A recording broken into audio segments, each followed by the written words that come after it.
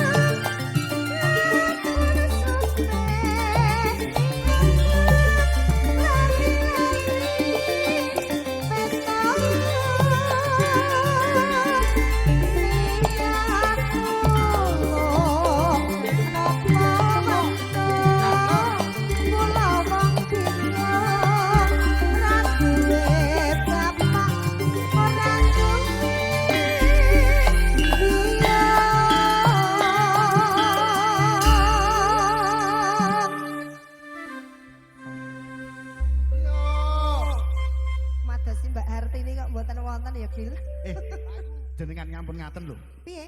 Wah iso mulih ra bayaran. Mbak Hartini iki garwane Mas Darmanto Kendang iki. Lah sing gadah damel asmane ya Bu Hartini Oh, sih. Bu Hartini ugi. Iya. Ngapunten lho, Bu. Kok kowe iki paling goleki iki. Narep najak arep netoke bayar aja saiki. Oh iya.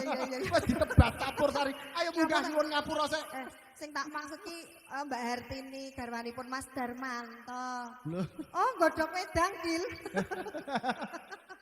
Oke. Alah. Jebol ya Lis. Penyanyi kuwi ora ning di papan, ketok enek nyekel mic dandan bengesan menger-menger, lewedaan putih jan kaya dempul, yen rewang tangga ya tetep bagiane godhok wedang ya Lis. Jayengan. Ora apa-apa. Ora labet keluarga. Iya. Ya.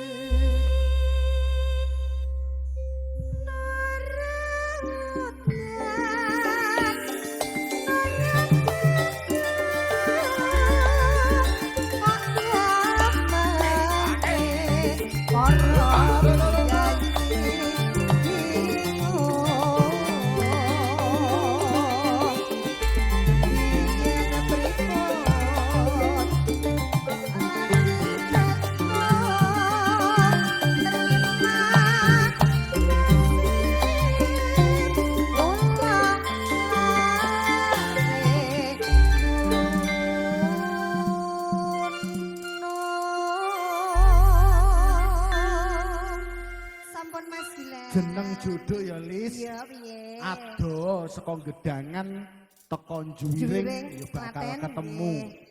Mongko liwat